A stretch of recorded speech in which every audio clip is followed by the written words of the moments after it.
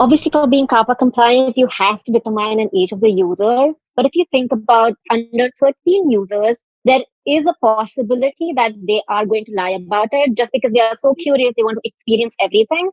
But that's exactly why the responsibility is of the platform to actually determine the real age of the user.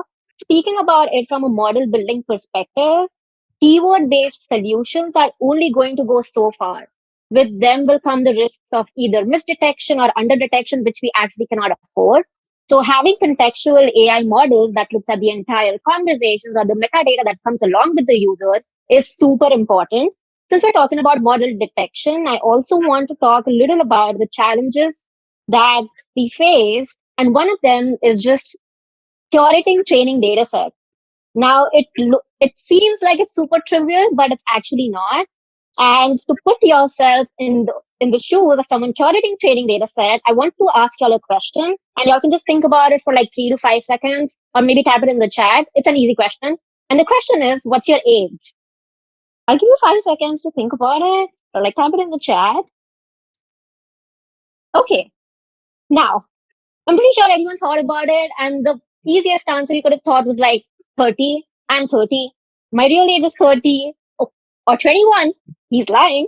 But over here, we have such simple answers because we're not trying to evade the detection. But if someone is trying to evade the detection, they can say something as complicated as, I took my first breath in 1993, or like, I completed 10 revolutions around the sun. That signifies age. So if you think about it, you have to think about all the nuances that come along with mentioning age. And this is just in English. If you think about like all the languages, and if you want to make a holistic approach to how we detect under 13, with languages comes more challenges about incorporating cultural differences. Many languages, dialects, cultures have different ways of mentioning a user's age. And you need to know your platform super well. What are the users on your platform? You need to create a representative data set of the sampled users on your platform. Related to the culture aspect, fun fact, English is one of the fewer widely spoken languages where if you say, I am 10, it signifies age. If I literally translate, I speak Hindi really well. If I literally translate I am 10 to Hindi, it's मैं 10 हूँ, and it means nothing. So these are also the kind of nuances that you have to incorporate when you're building a training data set. Again, coming back to my previous point of why we need contextual AI solutions, we need state-of-the-art models like transformer architecture that can look at the linguistic structure, the semantics, everything, along with the metadata that the user provides us. And at Spectrum, we've seen time and again that with contextual AI models, we are going to get increased precision and coverage both. It's super important. And under 13 also forms a very foundational, it's a very foundational model because then you can detect more harmful behaviors like CSAM grooming. A platform wants to assume that nothing happens on their platform that is harmful, but you have to think about the worst case scenario.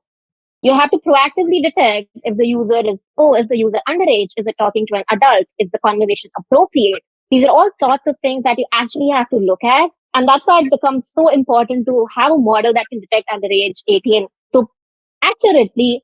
And also, like, I agree this, at least CSAM grooming cannot be fully automated, but just surfacing as many cases as possible to the moderators is just so critical. So Spectrum is fully GDPR compliant, and like Joyce mentioned, it ensures privacy by minimization or like just limiting to store data for like 30 days. If you talk about like storage, there are two techniques. Minimization is exactly what Joyce mentioned. Like it's kind of telling the clients that please just give us the data that we should that we should like look at to detect toxicity. We do not want extra data. But in case that does not happen, then we look into de-identification techniques like pseudonymization or like PII masking, where it's basically like if we get a user ID, we'll kind of hash it and like put it away and not look at it for long term. And it's only stored for 30 days unless like some data controller actually wants to look at that and wants to get hold of the user. And PII scrubbing is it's something like if someone writes Parthisha as a data scientist, that will become Spectrum hashtag name as a data scientist. That way, I'm not linking that message to a particular individual. And again, like there are multi facets for data privacy. I'm just talking about this was about collecting data, but also about like storing data and transferring data. Spectrum is SOC 2 compliant, and that way we can ensure privacy and security standards. And we also have a little extra data protection techniques around zero networking, trust, and like encrypting all the data at rest and while at travel. This just adds an added layer of like defense mechanism for users who are like not authorized to access that data.